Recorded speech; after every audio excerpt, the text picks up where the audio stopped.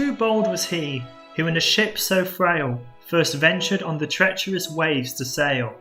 And yet now, how easy a thing is this even to a timorous and cowardly nature, and questionless, the invention of some other means for our conveyance to the moon cannot seem more incredible to us than this did at first to them, and therefore we have no just reason to be discouraged in our hopes of the like success. These are the words of John Wilkins, a theologian and natural scientist of the 17th century. In the age of exploration, he put forward a plan that, if successful, would make him an icon for all time. But unlike other explorers, he did not look to the edge of the seas for adventure. He looked to the stars in the night sky. Wilkins was a man who believed that in his day and age, it would be possible to put a man on the moon and have him return safely home, a feat that would not be completed for nearly 300 years after his idea was put forward.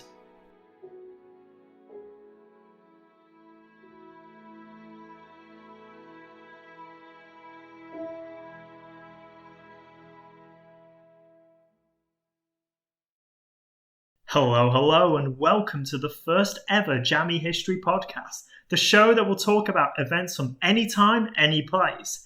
This episode will talk about something that sounds unbelievable, but it is true. It's John Wilkins and his 17th century moon mission. I am your host, Jamie, if you wanted to know who's behind the annoying voice you're going to be listening to for the next 30 minutes, and I will be your guide through this extraordinary tale.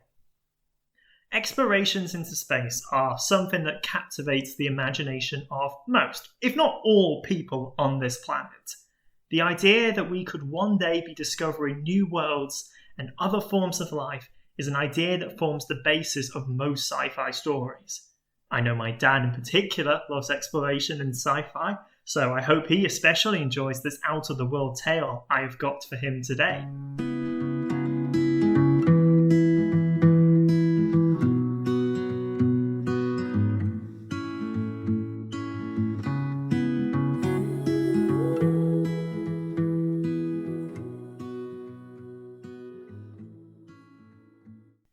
But before we look at his book, we must first address the question of who was John Wilkins? For a man with big aspirations, his origins were humble. He was born in a little hamlet near Northampton in 1614 as the son of a goldsmith. But he was not content with the smithing lifestyle his father had, and he instead decided to pursue the life of an academic. Wilkins moved to Oxford and graduated with a bachelor's degree in 1631. Although I was not able to find anything on what Wilkins was like as a student, I like to imagine that he was the typical mad lad student. If you're proposing ideas about going off to the moon, you have to have a little bit of a chaotic side, and I imagine he was the one hosting all of the ye olde parties with the bardcore tunes. His studies consisted of the usual theology and philosophy, but in addition to this was the emerging subject of astrology. Ever since Galileo pointed his telescope at the nighttime sky and revealed that medieval beliefs of the moon were wrong, there have been a rise in discussion about the moon and the cosmos as a whole. People freaked out over his revelations and became invested in the quest for truth. Wilkins was exposed to this emerging field as a result, and he clearly must have taken a great interest in it. After he received his bachelor's, he studied a master's at Magdalen Hall in Oxford in 1634.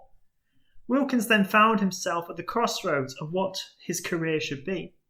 As a man with such a broad range of knowledge, he had plenty of esteemed opportunities lying in wait for him. But eventually he made his choice, and he decided that he would enter the church, and he was ordained a priest in 1638.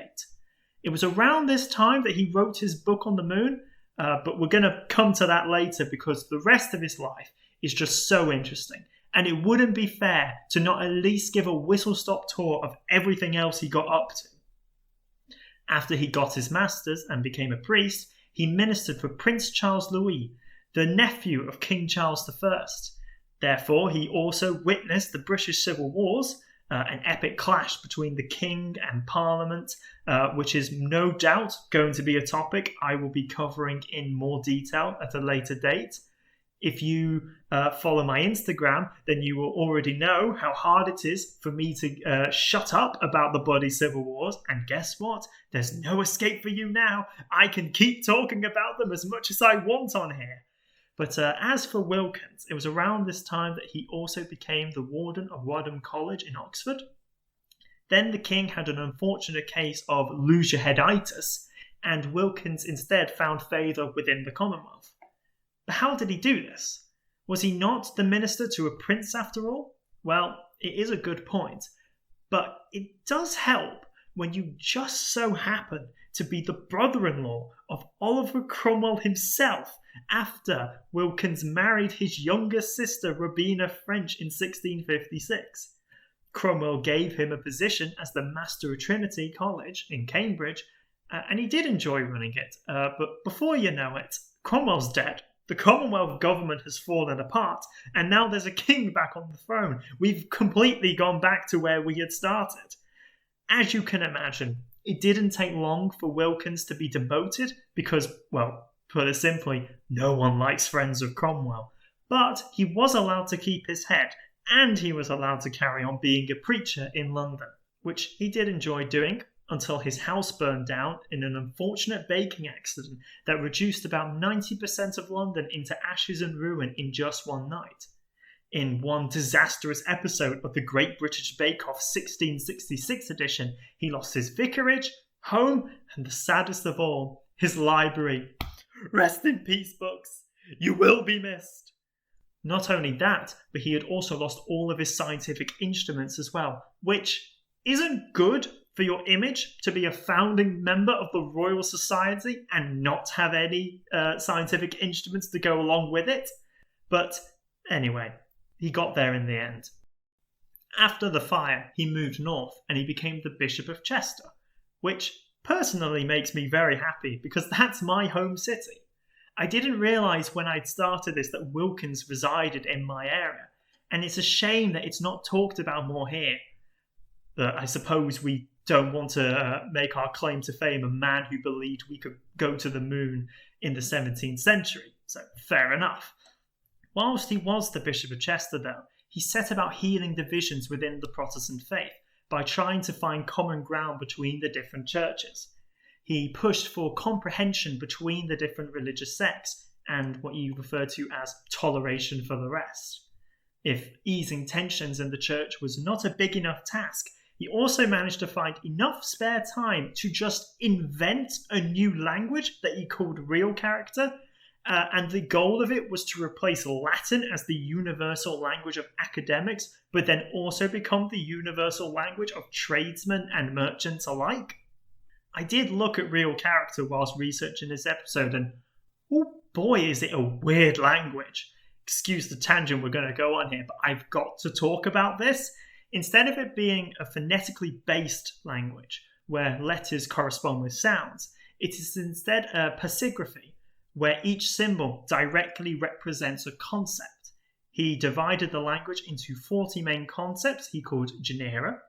Each genera would then be divided into subgroups called differences, and then differences would be divided into species.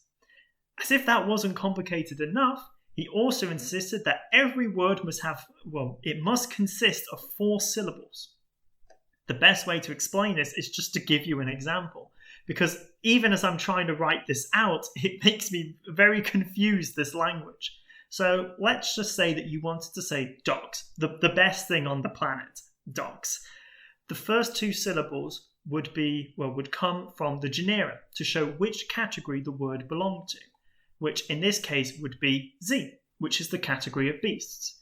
Then you would take the next syllable from the differences section, which altogether would be Zit, which means beasts of the dog kind.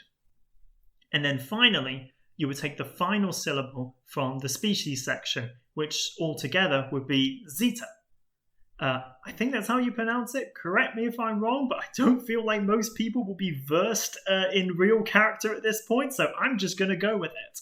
But Zeta means the species of dogs. And there you have it, a language that's definitely very easy to learn, and it totally took off and no one ever spoke Latin again, or at least that's what I wish happened.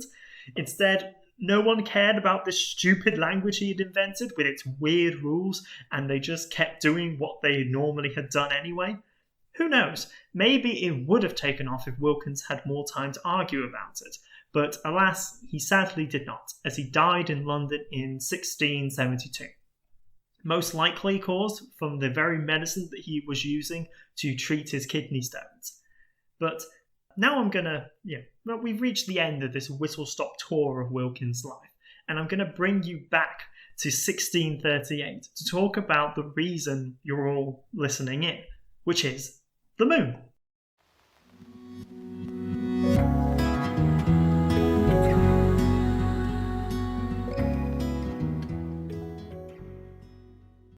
When you first glance at his book, A Discovery of a New World, you would probably assume that this text is about the discovery of America, not a text about the moon.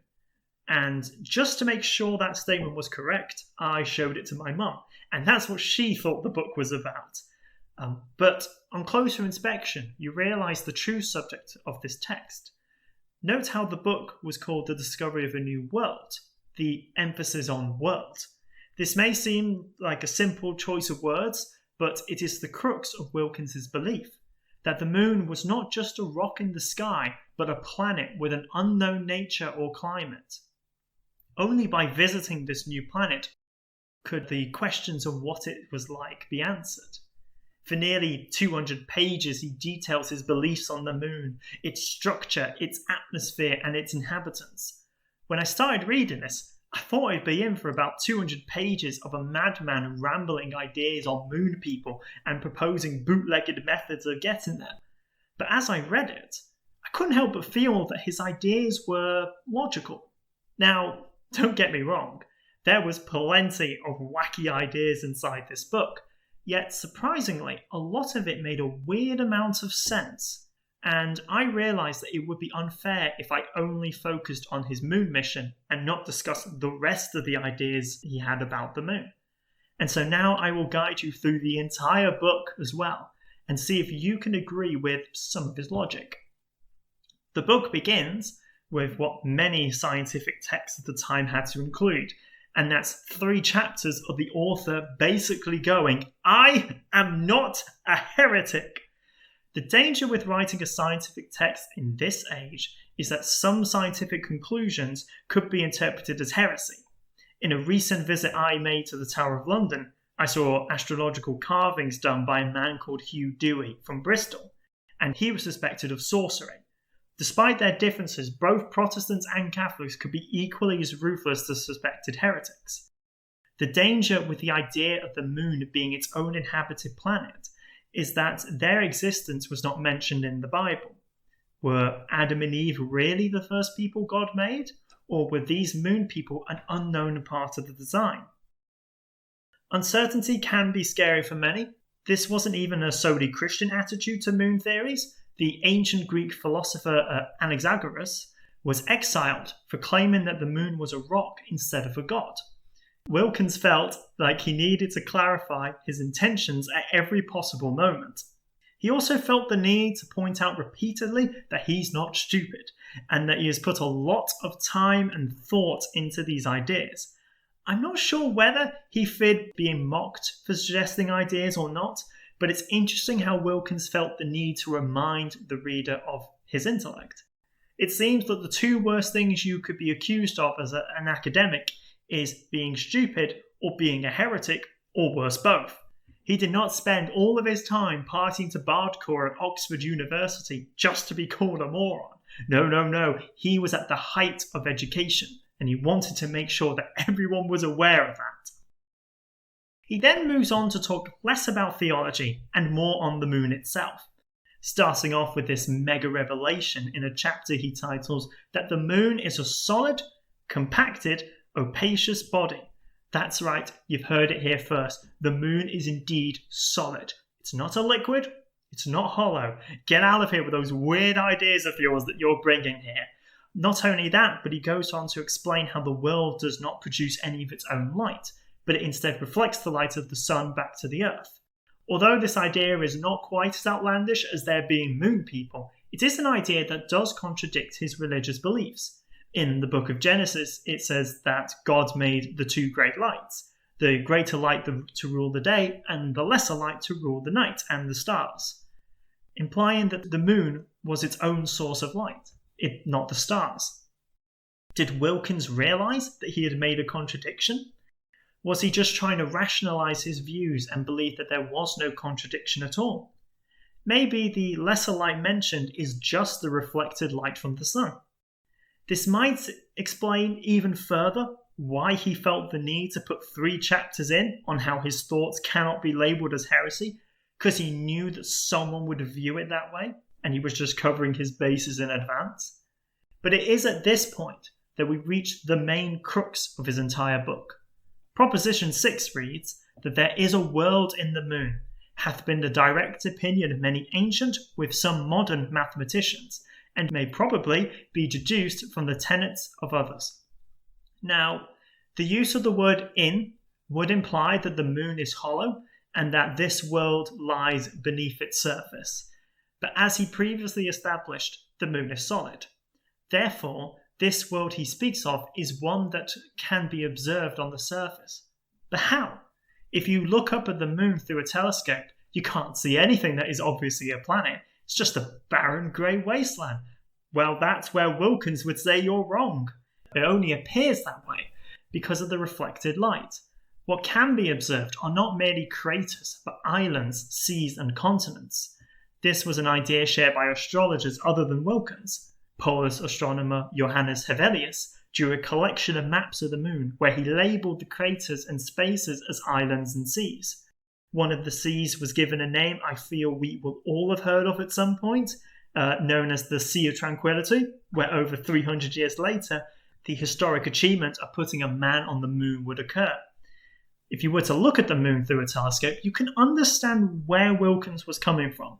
There is a contrast between the dark patches and the bright ones, which would indicate a contrast between the seas and the land. But when Wilkins looked up at the moon, he did not just see land, but high mountains, deep valleys, and spacious plains. Here we see arguments that are logical in their nature. The differences in shades of light on the moon are caused by the shadows created by mountains. He even provides diagrams explaining his theories on the moon. But what I find interesting about Wilkins' theory is an idea he explores in Proposition 11, that as their world is our moon, so our world is their moon. He believes that this unexplored world, with people and lands that we had never been to before, was vital to our very existence. We cannot survive without the moon, and we are just as necessary to their survival. There is therefore a binary existence, with 2 worlds living in harmony with each other, almost like a yin and yang situation.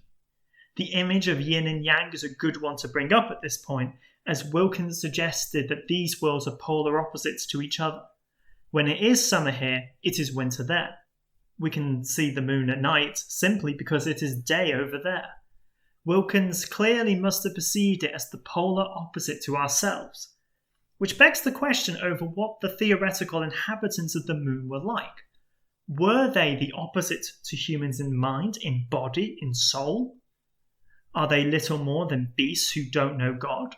Or are they the pillars of virtue and piety, making us the monsters God turned his back on? Since Adam and Eve were evicted from the Garden of Eden, maybe we failed where the moon people did not. Believing in the existence of aliens is one thing, and it's something that I myself believe in. But to believe that the aliens that are out there are the polar opposites to ourselves brings out a whole new set of questions, not just about what they are like, but about how we perceive ourselves. So, does Wilkins have an idea of what these moon people are like? The answer is simply no. He has no idea as to their nature or their appearance. When faced with such a set of existential questions, it makes sense to admit the fact that you just don't know. He does, however, speculate, and he suggests that they are similar to ourselves in that they are made in God's image, and that they too bear a sin like Adam and Eve did. though he elaborates to suggest that it is a different kind of sin that they had committed. It could just be that he didn't want to acknowledge the idea that the moon people could be superior to ourselves, and so opted for a more comfortable image, where these people are just like us, though not completely similar, with some small differences. But even if he could get to the moon, how would we be able to communicate with these beings? It's a good question, really. Maybe Wilkins had this question in mind when he was devising his language real character. That's right, we're bringing it back! As he believed he would be creating a simple language that anyone could learn around the world. It's not too outlandish to suggest that these moon people could also learn to speak real character.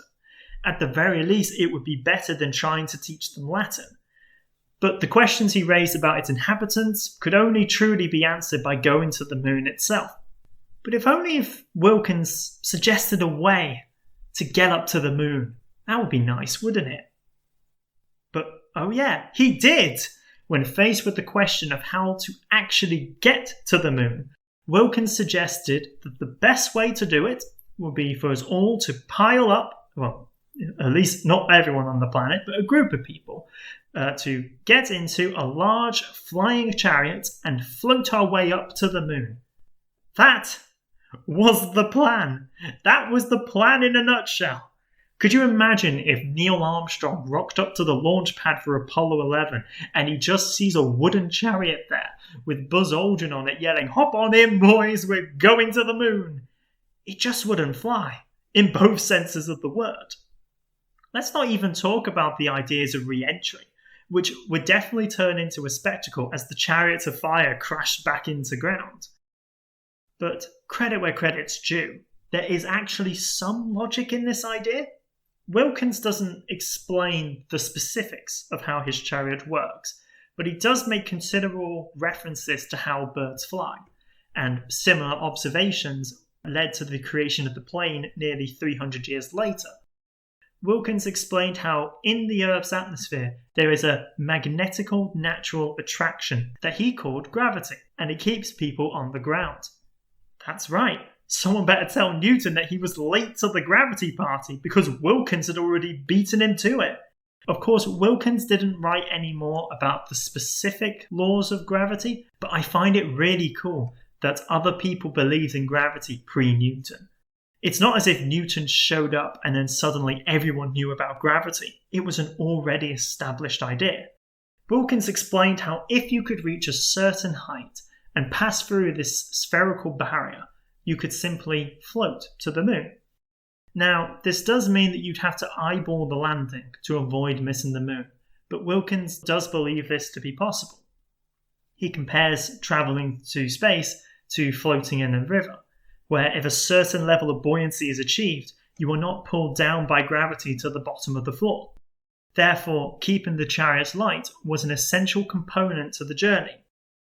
Now, of course, with any moon mission, there are certain questions that need to be addressed. How long would it take to reach the moon? How many supplies would need to be brought for the journey? How are the astronauts supposed to survive in an environment devoid of the very thing we need to survive? All of these are good questions, and Wilkins does his best to address them. If his flying chariot was able to break past the field of gravity, then he believed it would take a minimum of 180 days to aimlessly float the mere 240,000 miles of space and land on the moon. It clearly takes a lot longer than the 3 days it takes a modern-day spacecraft to reach the moon. So you can just imagine how much food the crew would have to bring just to survive the trip going. Never mind the return journey. And so, how many supplies do you think Wilkins believes you should pack? I'm going to give you a little bit of time to think of your own estimates. If you were going up to space on a 180-day-long journey with no chance of being resupplied on the way, how much do you think you yourself would have brought? If you're the madman who just said none, no supplies whatsoever, then Congratulations, you are of the same mind that he was, and you also should get something looked into that, because I'm concerned about that. But that's right, you won't be needing any supplies where you're going, because all you need to do is simply hibernate like animals in winter for the 180 days of travel. It therefore makes food an unnecessary commodity that would add weight onto the chariot. He argues that as you would have passed the gravitational field, you would be completely weightless, and therefore free from the need to move about, therefore making eating an unnecessary activity. Of course, he does say that if it was needed, then they could bring some food with them, though clearly not the amount of food that we would probably be expecting. And air would also not be an issue, because he believed that there was an ethereal air in the space between the Earth and the Moon. Obviously, it would be a hard idea to accept back then, that there was just an empty space, so Wilkins filled that space with a very thin air that could sustain humans on, although he did say it might be a bit uncomfortable. So, did Wilkins ever attempt this moon mission? The answer is sadly no. Or at least, not that we know of. He clearly wrote this book with the intention of getting investment for his pet project, but maybe no one did invest. And if they did invest, maybe it went so wrong that they just covered up the results and vowed to never speak of it again. Despite this, Wilkins did clearly remain interested in the subject of space and going to the moon, as he republished his book on the subject a couple of times, perhaps hoping to revive interest in the expedition. But it's a shame that no one we know of at least attempted the journey, because it would have been one hell of an expedition, that's for sure. If someone ever does invent time travel, can they please take me back to this period so I can be the 17th century astronaut that he was looking for?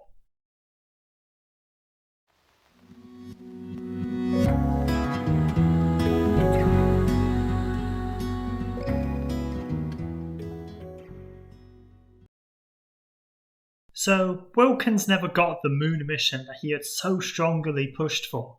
But I feel that if he did somehow make it to the moon, he would be disappointed by the reality of what it was like.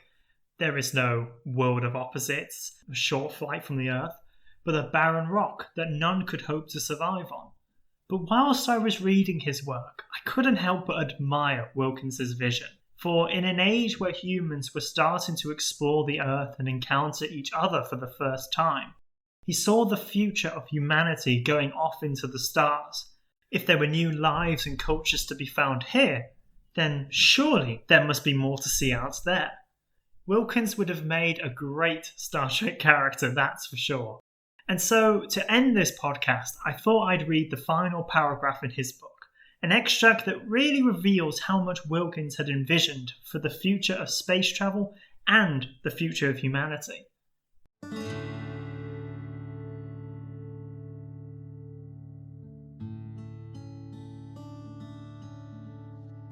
So that by this means 'tis easily conceivable how once every year a man might finish such a voyage, going along with these birds at the beginning of winter, and again returning with them at the spring.